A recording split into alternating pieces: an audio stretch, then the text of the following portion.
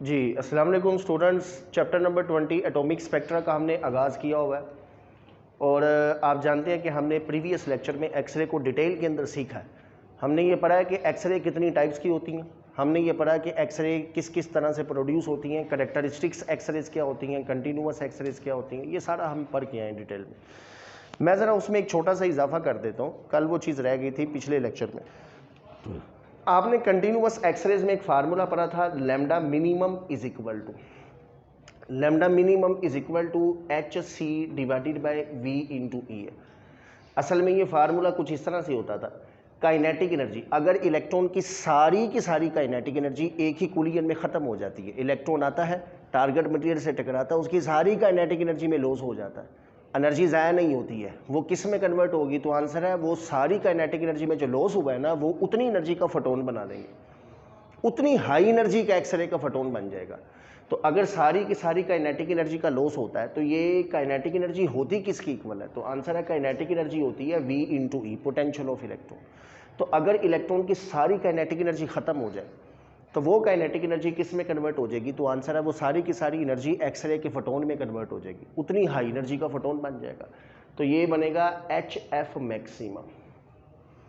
Total सारी kinetic energy electron की convert होगी है किस में? एक्सरे के फोटोन में, और वो मैक्सिमम एनर्जी का एक्सरे का फोटोन बन गया है HF मैक्सिमम।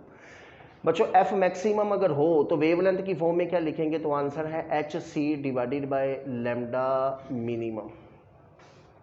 हाँ जी, ये एक रिलेशन है, इसको आपने ज़हन में रखना है। Kinetic energy of electron is equal to potential of electron is equal to maximum energy of X ray photon is equal to HC divided by lambda minimum. अगर फ्रीक्वेंसी मैक्सिमम हो तो वेवलेंथ मिनिमम होती। ठीक हो गया? तो बच्चों अब ये आपके पास सारी चीज़ें इक्वल हैं, इनमें से जोन सा सेट आपको चाहिए होगा ना, आप वो पकड़ोगे न्यूमेरिकल में। न्यूमेरिकल में देखें कौन सा, बाज का था वो हमें काइनेटिक एनर्जी देता है, हमसे कहता है मैक्सिमम फ्रीक्वेंसी निकालो। बच्चों काइनेटिक एनर्जी है HF मैक्सिमम, F मैक्सिमम निकालना है, H उधर ले जाओगे डिवाइड हो जाएगा। समटाइम्स वो हमें पोटेंशियल देता है, हमें कहता है F मैक्सिमम निकालो, हम ये फार्मूला यूज़ करेंगे V is equal to HF maximum. Sometimes ऐसा होता है वो हमें पोटेंशियल देता है, हमें कहता है लैम्डा मिनिमम निकालो, तो हम फार्मूला यूज़ करेंगे V is equal to HC over lambda minimum. H भी कॉन्स्टेंट, C भी कॉन्स्टेंट, ई चार्ज हमें पता है, V पता हो तो लैम्डा मिनिमम निकल आएगा। तो ये टोटल कितनी चीज़ें हैं? 1 2 3 4, चारों आपस में इक्वल है, चारों चीज़ें ही आपस में इक्वल है ना। इनमें से कोई सी दो चीज़ें पकड़ सकते हैं, यहाँ से हम ये पकड़ सकते हैं लैम्डा मिनिमम ऊपर ले जाओ। ये फार्मूला ऐसे बना था ना, ये देखिए V E is equal to HC over lambda minimum, ऐसा लिख सकते हैं, इक्वल ही तो है आपस में। यहाँ से बच्चों अगर लैम्डा मिनिमम निकालें तो लैम्डा मिनिमम किसके इक्वल होगा? तो आंसर है HC डिवाइडेड बाय VE नीचे ले आओ, और ठीक है ना। ये मैंने एक रिलेशन आपके सामने इक्वेशन बना दी है। अब इस इक्वेशन में जिस तरह का डाटा न्यूमेरिकल में होगा, जैसा सवाल MCQs में पूछा जाएगा, उस हिसाब से हम आंसर दे देंगे इसका। किन दो चीज़ों को इक्वल करना है? चारों ही तो इक्वल है, कोई से दो सेट पकड़ने अपनी मर्जी का पकड़ लेंगे। वो हम देखेंगे हमें डाटा कौन सा दिया गया, हमें काइनेटिक एनर्जी दी है, वेवलेंथ कही गई है, तो ये kinetic energy is equal to HC over lambda minimum लिख सकते हैं।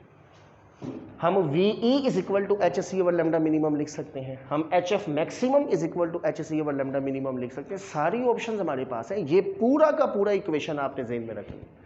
इनमें से कोई सी दो चीज़ें पकड़ते जाएंगे जिस तरह का न्यूमेरिकल होगा। ज़्यादा फेमस चीज़ इसमें ये होती है जो मैंने आपके सामने पकड़ी है, V is equal to HC over lambda minimum. ठीक है, तो अक्सर एंटी टेस्ट के अंदर भी सवाल आता है कि या आपने मिनिमम वेवलेंथ निकालनी। ये जो मिनिमम वेवलेंथ होती है ना, इसका एक और नाम होता है, हाँ जी, इसको हम कट ऑफ वेवलेंथ भी कहते हैं। कट ऑफ वेवलेंथ बड़ी इंपॉर्टेंट चीज़ है, और कल मैंने बताया था ये जो कट ऑफ वेवलेंथ है ये किसकी है? कंटिन्यूअस एक्सरेज की। और ये कट ऑफ वेवलेंथ किस पर डिपेंड करती है? सिर्फ एक चीज़ पर, वो है V। This is accelerating voltage, this is a tube voltage, ये कल हमने पढ़ा था। H भी कॉन्स्टेंट, C भी कॉन्स्टेंट, E भी कॉन्स्टेंट, पीछे सिर्फ V बचता है। तो वो जो ट्यूब की वोल्टेज थी ना, एक्सेलरेटिंग वोल्टेज, ये उसके ऊपर डिपेंड करती है। ठीक है, इसे कट ऑफ वेवलेंथ भी कहते हैं, इसका एक और नाम होता है, इसे थ्रेशहोल्ड वेवलेंथ भी कहते हैं। दिस इज थ्रेशहोल्ड वेवलेंथ, तो आप कोई भी इसको नाम दे सकते हैं, कट ऑफ, थ्रेशहोल्ड या लैम्डा मिनिमम, सारे इसी के नाम है। अच्छा, जो चीज़ मैं आपको आज बताने लगा हूं ना, वो बड़ी इंपॉर्टेंट है, क्योंकि इसके बनते हैं MCQs। ठीक हो गया? और जब एमसीक्यूज ये पेपर में आते हैं ना तो सबसे बड़ा मसला होता है, जैसे अगर एंटी टेस्ट में आए को सवाल इसका तो कैलकुलेटर के बगैर करने होते हैं। अब आप h की वैल्यू क्या है, आंसर है h की वैल्यू है 6.63 10 रेज़ की पावर -34, ठीक है। c क्या होता है, c होता है 3 इंटू 10 रेज़ की पावर +8 डिवाइडेड बाय ये v वोल्टेज है। e किसके इक्वल होता है 1.6 10 रेज़ की पावर -19। मुझे बताओ ये सारी चीज़, अभी तो v मैंने दिया ही नहीं है। अगर मैं आपको बता दूं कि एक्सेलरेटिंग वोल्टेज 2 किलो वोल्ट है, बताओ कि लैम्डा मिनिमम कितना होगा। What will be the value of cut off wavelength in continuous X-rays? What will be the value of cut off wavelength in continuous X-rays या lambda minimum at 2 kilo volt, जब potential 2 kilo volt होगा। When accelerating potential is 2 kilo volt. तो देखो voltage मैंने दी है, H सी ई तो खुद ही लिखना है। अब सारी वैल्यूज यहाँ पर लिखेंगे बच्चों, तो मुझे बताओ हाथ से सोल्व करना कोई आसान काम है? इतनी अजीब वैल्यूज है। इसका एक शॉर्टकट होता है, वो आपने ज़हन में रखना है। वो क्या है बच्चों, एच सी अपॉन ई, ये जो चीज़ है इसको सोल्व करें ना, ये सारी चीज़ को, तो इसका आंसर पता क्या निकलता है? इसका आंसर निकलता है 12400 एंगस्ट्रम। एंगस्ट्रम जानते हो किसको कहते हैं? 10 रेज़ की पावर -10 को 10 की ताकत -10, 12400 10 की ताकत -10, इतना याद रहेगा। किसका ये आंसर है? H C over. ये तो कांस्टेंट है, फिक्स है ना, इसने तो बदलना ही नहीं है, ये तो फिक्स है। नीचे क्या आ गया? वी। बस लो जी, लैम्डा मिनिमम निकालना है तो आपके पास सिर्फ वी होना चाहिए बस। अगर वी कोई आपको बता दे, सीधा यहाँ पर करो, लैम्डा मिनिमम निकल आएगा। जैसे what will be the value of lambda minimum at 2 kilo volt accelerating potential, 2 kilo. तो बच्चों 2 किलो वोल्ट पर अगर हम निकालें तो 2 किलो वोल्ट पर क्या निकलेगा? हाँ, 2 किलो वोल्ट पर क्या निकलेगा? तो आंसर है, टिश्यू है किसी के पास? 2 किलो वोल्ट पर क्या निकलेगा आंसर? तो 2 किलो वोल्ट, देखिए बच्चों लैम्डा मिनिमम फाइंड करना है। लैम्डा मिनिमम किस पर? एट एक्सेलरेटिंग या ट्यूब वोल्टेज कितनी है? 2 किलो वोल्ट। तो lambda minimum is equal to, बच्चों ऊपर तो आएगा क्या? 12400। 12400 ये आंसर किस में निकल रहा है? वेवलेंथ है। ये वेवलेंथ किस में निकल रही है? एंगस्ट्रम। 10 रेज़ की पावर -10 में, -9। 12400 ऊपर आ गया, नीचे सिर्फ वोल्टेज लिखो। वोल्टेज कितनी है? 2 किलो। किलो किसे कहते हैं? 10 की ताकत 3 को। और ठीक है जी, हाँ जी, इसको सोल्व करेंगे तो ये 12400 नीचे 10 की ताकत 3 जीरो है, 2 जीरो तो इससे कैंसिल आउट हो गया, ठीक है। 2 जीरो के ये 2 को सिर्फ इस पर करें तो ये 62 आ गया, तो ये आपके पास 62/10 हुआ। आंसर 6.2 एंगस्ट्रम आ गया। लो जी, इतनी बड़ी कैलकुलेशन जुबानी होगी। मैं देख लूँ वो साइड से नज़र आ भी रहा है कि नहीं। ओहो, तो आंसर जी बच्चों ये थोड़ा सा इसको सेट कर लेते हैं ज़रा।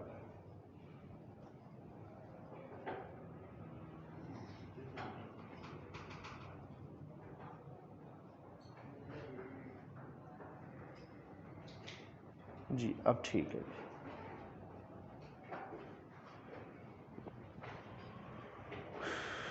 हाँ जी, तो ये आपके पास एंगस्ट्रॉम, यानी ये आपके पास बन गया। इस तरह से थोड़ा और पीछे कर लेते हैं इसको।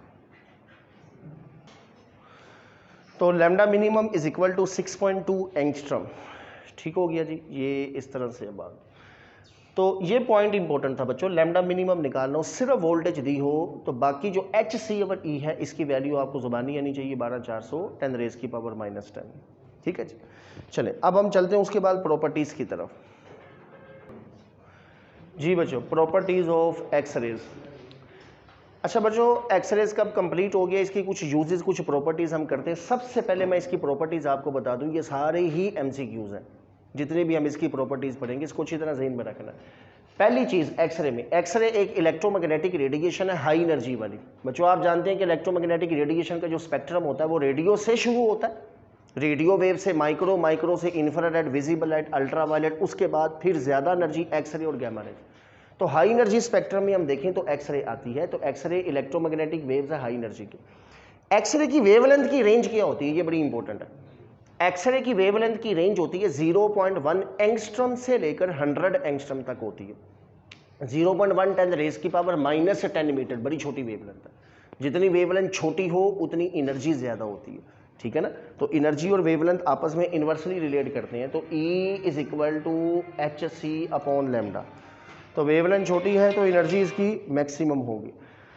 हाँ जी, तो एक्सरे की जो वेवलेंथ होती है वो एक्सरे की वेवलेंथ 10⁻⁻10 से लेकर 10⁻⁻0.10 से लेकर 0.1 एंगस्ट्रॉम से लेकर जी बच्चों 100 एंगस्ट्रॉम तक होती है। तीसरी, एक्सरेज चार्जलेस होती हैं, न्यूट्रल होती हैं। चार्जलेस, न्यूट्रल, इन पर कोई चार्ज नहीं होता, ठीक है। एक्सरे इलेक्ट्रोमैग्नेटिक रेडिएशन है, इन पर कोई चार्ज नहीं है, न्यूट्रल होती हैं ये। न्यूट्रल होने की वजह से तो हम कहते हैं कि बच्चों ये जो एक्सरेज होती हैं इन पर इलेक्ट्रिक और मैग्नेटिक फील्ड का कोई इफेक्ट नहीं होता। No effect of electric and magnetic field, no effect of electric field and magnetic field. Electric field और मैग्नेटिक फील्ड का कोई इफेक्ट नहीं है। अगर इलेक्ट्रिक मैग्नेटिक फील्ड में इलेक्ट्रोमैग्नेटिक रेडिएशन को चलाए ना तो ये सीधा चलती है, किसी तरफ डिफ्लेक्ट नहीं होती, इन पर कोई फोर्स ही नहीं लगती। एक्सरेज की जो स्पीड होती है वैक्यूम के अंदर वो कितनी है, लाइट की स्पीड 3 × 10⁸8 मीटर पर सेकेंड। बच्चों आप जानते हैं ये पूरी इलेक्ट्रोमैग्नेटिक रेडिएशन की स्पीड है। इलेक्ट्रोमैग्नेटिक रेडिएशन की वो वाहिद प्रॉपर्टी जो सबकी सेम होती है, रेडियो से लेके गैमा तक। देखो सबकी वेवलेंथ में फर्क है, फ्रीक्वेंसी में फर्क है, एनर्जी में फर्क है, इनकी स्पीड में फर्क नहीं। रेडियो की भी स्पीड इतनी है, universal constant, universal 3 × 10⁸8। Radio, micro, infrared, visible light, ultraviolet, X ray, gamma rays, सब की स्पीड वैक्यूम के अंदर यूनिवर्सल कांस्टेंट है, ये नहीं बदलती, ये सेम। एनर्जी कम ज़्यादा होगी, फ्रीक्वेंसी कम ज़्यादा होगी, वेवलेंथ कम ज़्यादा होगी, लेकिन इनकी जो स्पीड है वो सेम रहती है। हाँ जी, एक्सरेज की और कोई प्रॉपर्टी, एक्सरेज की पेनिट्रेशन पावर बहुत ज़्यादा होती है, हाई पेनिट्रेशन पावर। हाँ जी, पेनिट्रेशन पावर इसकी ज़्यादा होती है, यानी ये किसी भी मटेरियल में पेनिट्रेट करने की ज़्यादा एबिलिटी रखती है एज कंपेयर टू अल्ट्रावायलेट या विजिबल लाइट, ठीक है बच्चों। इसलिए तो हम, आपने देखा होगा, इसको हम मेडिकल में यूज़ करते हैं, इंडस्ट्री में यूज़ करते हैं। मेडिकल में आप आगे पढ़ोगे कि हाथों का एक्सरे करने के लिए, हड्डी देखने के लिए टूटी है, कहाँ से टूटी है, कितनी टूटी है, उसका एक्सरे करवाया जाता है। और ठीक है, और होता क्या है उसमें बच्चों, आपके जिस्म में दो किस्म के एलिमेंट होते हैं। एक आपके जिस्म में गोश्त वाला हिस्सा होता है, एक आपके जिस्म में हड्डी वाला हिस्सा होता है। ये जो गोश्त, फ्लैश वाला जो हिस्सा है ना, फ्लैश को गोश्त ही कहते हैं। ये गोश्त, ये लाइट एलिमेंट से मिलकर बनता है, हल्के एलिमेंट से, हाइड्रोजन, ऑक्सीजन, छोटे छोटे एलिमेंट्स। और हमारी जो बोन्स होती हैं ना, हड्डियाँ होती हैं, वो हैवी एलिमेंट से मिलकर बनती हैं, जिनका एटॉमिक नंबर ज़्यादा होता है, बड़े एलिमेंट, हैवी, ठीक है। हमने जिस हड्डी का एक्सरे करना है ना, जैसे मैंने अपने हाथ का एक्सरे करवाना है, तो मैं पीछे फोटोग्राफिक प्लेट रखूँगा, एक फोटोग्राफिक प्लेट, ये मैं अपना हाथ सामने रखूँगा, ठीक है, पीछे फोटोग्राफिक प्लेट है, ये मेरा हाथ है, यहाँ से एक्सरे आएंगी। अब एक्सरे, जहाँ से एक्सरे ज़्यादा गुजर के फोटोग्राफिक प्लेट पर ज़्यादा टकराएंगी ना, फोटोग्राफिक फिल्म का वो हिस्सा डार्क हो जाएगा। वो जो फोटोग्राफिक शीट होती है ना, नीले रंग की फोटोग्राफिक शीट, फोटोग्राफिक फिल्म भी कहते हैं, उस पर जो डार्कनेस है ना, डार्क हिस्सा, वो डार्क हिस्सा शो करता है। जब एक्सरे शीट से ज़्यादा टकराए ना, वो हिस्सा डार्क हो जाता है। अब देखो, मैंने अपने हाथ का एक्सरे करवाया, मेरे हाथ में 2 उंगलियों के दरमियान गैप है, यहाँ से एक्सरे ज़्यादा जाएगा, एक्सरे की ज़्यादा परसेंटेज गुजरेगी, शीट से टकराएगी, शीट काली हो जाएगी। ये मेरी उंगली है, इस उंगली में 2 तरह के एलिमेंट है, एक गोश्त है, फ्लैश, और एक इसके ऊपर, एक इसमें हड्डी है। गोश्त भी जो होता है ना, गोश्त, वो एक्सरे को ऑब्जॉर्ब नहीं करता, गोश्त लाइट एलिमेंट से मिलकर बनता है। मैक्सिमम एक्सरेज की रेडिएशन गोश्त में से चले जाती है, गुजर जाती है। जब गोश्त में से मैक्सिमम रेडिएशन गुजर जाएंगी, पीछे जाके टकराएंगी फिल्म से, तो फिल्म काली हो जाएगी, पीछे रहेगी हड्डी। ये जो हड्डी है ना, हड्डी हैवी एलिमेंट से मिलकर बनती है, बोन जो होती हैं वो हैवी एलिमेंट से मिलकर बनती हैं, high atomic number. Bones maximum X ray radiation को अब्जॉर्ब कर लेती हैं क्योंकि हैवी एलिमेंट है ना, गुजरने नहीं देती हैं, एक्सरे अब्जॉर्ब होती है हड्डियों में, पीछे कम पहुंचेगी, ज़्यादा अब्जॉर्ब होगी, पीछे कम पहुंची, वो हिस्सा फोटोग्राफिक फिल्म पर लाइट होगी। वो जो फोटोग्राफिक शीट है उस पर डार्क हिस्सा होता है और लाइट हिस्सा होता है, लाइट। वो जो लाइट हिस्सा होता है ना, वो किसको रिप्रेजेंट करता है? वो रिप्रेजेंट करता है कि मैक्सिमम एक्सरेज अब्जॉर्ब हो गई हैं रास्ते में ही, पीछे कम पहुंची। और डार्क हिस्सा फोटोग्राफिक फिल्म पर किसको रिप्रेजेंट करता है कि मैक्सिमम एक्सरेज रास्ते में अब्जॉर्ब कम हुई है और मैक्सिमम एक्सरेज फिल्म तक ज़्यादा पहुंची। एक्सरे की परसेंटेज फिल्म तक ज़्यादा ही है, रास्ते में कम अब्जॉर्ब हुई है, तो वो हिस्सा डार्क है। तो सारी शीट पर ब्लैक हिस्सा है, सिर्फ हड्डी वाला लाइट हिस्सा होता है, हड्डी नज़र आ रही होती है, लाइट। अब ये हाथ उंगली की हड्डी है सीधी, अगर हड्डी कहीं से टूटी है, क्रैक हुई है, तो वहाँ पर थोड़ी सी स्पेस हो जाएगी, खाली जगह। बच्चों अगर हड्डी कहीं से टूट गई है, कहीं पर क्रैक हो गया हड्डी में, कहीं सुराख है, तो जहाँ से हड्डी क्रैक होती है ना, वहाँ से एक्सरे थोड़ी ज़्यादा गुजरती है, अब्जॉर्ब कम होती है, गुजरती ज़्यादा है। पीछे फोटोग्राफिक फिल्म पर सारी उंगली लाइट है, सारी उंगली का अक्स ब्राइट है, सेंटर में एक काला धब्बा नज़र आ रहा होता है, तो पता चल जाता है भाई सारी हड्डी सही जुड़ी है, ये इधर से हड्डी क्रैक है, तभी इसमें से ज़्यादा एक्सरे गुजर के आई हैं पीछे तक। बात समझ लग रही है ना? सारी हड्डी लाइट है और उस उंगली की हड्डी के अंदर कहीं पर अगर काले रंग का सपोर्ट आ गया तो उसका मतलब क्या है कि उस हड्डी में कहीं क्रैक हुई है, कहीं से वहाँ से एक्सरे ज़्यादा गुजरी हैं, पीछे तक ज़्यादा पहुँची हैं, वो हिस्सा डार्क हो गया। इस तरह से पता चल जाता है कि हड्डी टूटी, कितनी टूटी है, किस परसेंटेज में टूटी है, कितना क्रैक हुआ, तो एक्सरे से पता चल जाता है। तो एक्सरे की पेनिट्रेशन पावर बहुत ज़्यादा होती है, ठीक है जी। अच्छा, अब इसी तरह से एक्सरे, हाँ जी, 7वीं प्रॉपर्टी इसकी ionisation, high ionisation, high ionisation power, ionising power. बच्चों एक्सरे जो होती है ना, आयोनाइजिंग पावर, आयोनाइजिंग पावर मतलब आयोनाइजिंग पावर। बच्चों गैसेस में से किसी मीडियम में से जब एक्सरेज को हम गुजारते हैं ना, तो ये आयोनाइज कर देती हैं। किसी भी मीडियम में से जब ये गुजरेंगी तो उसके एटम्स को, उसके इलेक्ट्रॉन्स को उठा उठा के बाहर फेंकेंगी, आयोनाइज करती जाएंगी। ताकतवर रेडिएशन है तो ये मीडियम को आयोनाइज करती हैं। तो हाई आयोनाइजिंग पावर, इनकी पेनिट्रेशन पावर भी ज़्यादा होती है, इनकी आयोनाइजिंग पावर भी ज़्यादा होती है। जी बच्चों, 8वीं प्रॉपर्टी एक्सरे फ्लोरिसेंट, फ्लोरिसेंस जो है ना वो क्रिएट करती हैं कुछ मटेरियल पर, यानी कुछ सरफेस पर जब ये टकराती है ना तो लाइट बनाती हैं, ठीक है।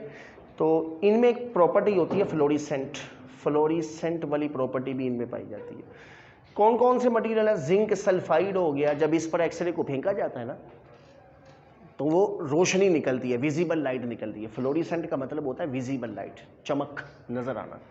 एक्सरेज क्रिएट फ्लोरिसेंस किस पर? जिंक सल्फाइड पर करती है, और प्लाटिनियम सायोनाइड की कुछ सरफेस होती हैं, प्लाटिनियम ये सायोनाइड 4, इन एलिमेंट्स पर जब एक्सरेज को फेंका जाता है तो ये फ्लोरिसेंस क्रिएट करती हैं। ये मटेरियल्स विजिबल लाइट निकालते हैं, चमकते हैं, रोशनी निकलती है इनसे, ठीक है। और एक्सरे को मेडिकल में और स्टील इंडस्ट्री में यूज़ किया जाता है। मेडिकल में तो किसी भी हड्डी वगैरह का एक्सरे करने के लिए यूज़ करते हैं, और स्टील इंडस्ट्री में यूज़ करते हैं। जब स्टील बनता है ना, स्टील बच्चों जब स्टील बनता है तो स्टील के अंदर ना क्रैक हो, यानी कहीं पर एयर बबल्स आ जाते हैं। स्टील होता है मिक्सचर ऑफ डिफरेंट एलिमेंट, बहुत सारे एलिमेंट को मिक्स करना होता है, ठीक है। जब बहुत सारे एलिमेंट को हमने मिक्स करना होता है ना, तो मिक्स करते हुए ना सेंटर में कहीं बबल्स आ जाते हैं, लिक्विड फॉर्म में मिलाना होता है, तो रास्ते में वो कभी ऐसा होता है कि सही तरह मटेरियल मिक्स नहीं होता, खाली जगह रह जाती है, बबल्स, एयर बबल्स। तो फिर एक्सरे, उस पूरी स्टील की शीट को एक्सरे से गुजारा जाता है। जहाँ पर बबल होगा क्या होगा? वही हड्डी वाला सीन है, पीछे फोटोग्राफी फिल्म होती है, सामने स्टील है, ये एक्सरे है। स्टील एक्सरे को अब्जॉर्ब करेगा, जहाँ पर एयर बबल होगा, सुराख होगा, वहाँ से एक्सरे ज़्यादा गुजरेंगी, अब्जॉर्ब नहीं होंगी, ज़्यादा गुजरेंगी, पीछे फोटोग्राफिक फिल्म पर टकराएंगी, काले रंग का धब्बा आ जाएगा। उससे पता चल जाएगा भी कहाँ पर डिफेक्ट है, उसको सेपरेट कर दिया जाता है। फिर इसी तरह से बच्चों हम एक्सरेज को इस्तेमाल करते हैं दिमाग का सीटी स्कैन करवाने के लिए। तो कैट स्कैनर भी एक मशीन होती है जिसमें इसको यूज़ किया जाता है। तो ये प्रॉपर्टीज़ बस इसकी इतनी है, मैं साथ साथ इसके यूजेस भी बता रहा हूँ। प्रॉपर्टीज़ भी हैं और एक्सरे के हम यूजेस भी पढ़ रहे हैं, कहाँ कहाँ यूज़ होती है। तो एक्सरे टेक्निक को यूज़ किया जाता है कैट स्कैनर में। What is CAT scanner? CAT scanner होता है बच्चों, it is computerised axial tomography. Computerised axial tomography, इसमें एक्सरे यूज होती हैं। एक्सरे को ना मैं बेसिक सा बता देता हूँ, बाकी किताब से आपने रीड कर लेना। एक फैन शेप एक्सरे होता है बच्चों, फैन शेप्ड एक्सरे होता है। उस एक्सरे को ब्रेन पर फेंका जाता है। पीछे होते हैं डिटेक्टर्स, सेवरल डिटेक्टर्स, बहुत ज़्यादा डिटेक्टर्स होते हैं जो एक्सरे को डिटेक्ट करते हैं और वो कंप्यूटर के साथ कनेक्ट होते हैं। तो पंखे की तरह से, जैसे पंखा होता है ना, पंखे की तरह से एक्सरे की एक बीम आएगी, ऐसे चंद सेकंड में पूरे दिमाग के गिर्द चक्कर लगाएगी। एक्सरे की बीम ने आना है, ब्रेन में से गुजरना है और पीछे डिटेक्टर्स में जाके डिटेक्ट हो जाना है। हमारे ब्रेन, जिस्म का सबसे कॉम्प्लिकेटेड हिस्सा ब्रेन होता है। जिस्म का सबसे कॉम्प्लिकेटेड जो हिस्सा होता है ना, वो ब्रेन होता है। ब्रेन में क्या होता है? ब्रेन में ना बड़ी कम, थोड़ी थोड़ी डेंसिटी के फर्क वाले पार्ट्स होते हैं, बेशुमार छोटे छोटे पार्ट्स ब्रेन में बेशुमार है, जिनकी डेंसिटी में थोड़ा थोड़ा फर्क है, 1%, 2%, 3% ऐसे फर्क होता है। तो जब एक्सरे ब्रेन में से गुजरती है ना, जिस हिस्से की डेंसिटी ज्यादा होगी ना, उसमें एक्सरे ज्यादा अब्जॉर्ब होंगी, पीछे कम पहुंचेंगे।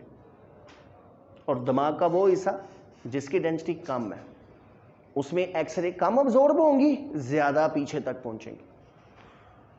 तो वो ब्रेन से गुजरने के बाद एक्सरे जो पीछे डिटेक्टर्स के पास जाती है ना, वो डिटेक्टर्स के पास एक्सरे एक जैसी नहीं होती, कहीं से ज्यादा आई है, कहीं से कम आई है, कहीं से ज्यादा। वो डिटेक्टर्स में जो वेरिएशंस होती है ना, एक्सरे जो एक्सरे आ रही है उनकी जो वेरिएशंस होती हैं, कंप्यूटर फिर उन वेरिएशंस को प्रोसेस करता है और एक डायग्राम सी बना देता है। जहां पर एक्सरे ज्यादा डिटेक्टर तक आई है वो कम डेंसिटी वाला हिस्सा होगा, और डिटेक्टर तक अगर एक्सरे कम आई है, अगर डिटेक्टर तक एक्सरे कम आई है तो वो ज्यादा डेंसिटी वाला हिस्सा होगा। अगर एक्सरे डिटेक्टर तक ज्यादा आई है, उलट हो गया। अगर एक्सरेज डिटेक्टर तक, पीछे डिटेक्टर तक ज्यादा पहुंची हैं, इसका मतलब रास्ते में कम अब्जॉर्ब हुई है, डेंसिटी कम है। और अगर एक्सरे डिटेक्टर तक ज्यादा पहुंची है, ज्यादा पहुंची है तो डेंसिटी कम है ना, और अगर एक्सरे डिटेक्टर तक कम पहुंची है तो डेंसिटी ज्यादा। तो वो डिटेक्टर्स के पास जो एक्सरेज आती हैं ना, वो कंप्यूटर्स उन वेरिएशंस को प्रोसेस करता है और एक डायग्राम सी बना देता है। उस डायग्राम से फिर हम देखते हैं कि ब्रेन के अंदर जो एक्सपर्ट होते हैं उन्हें पता होता है कि ब्रेन में हाँ ये डेंसिटी वाला हिस्सा भी है, ये भी है, ये भी है, ये भी है, इधर ये भी है, सब कुछ है।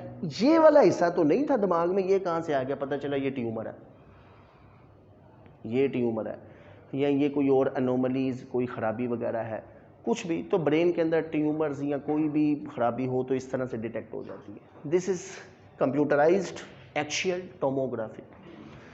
बच्चों, जहां पर एक्सरे के बड़े अच्छे अच्छे प्रॉपर्टीज हैं, यूजेस हैं, वहां पर एक्सरे के कुछ बायोलॉजिकल इफेक्ट्स भी हैं।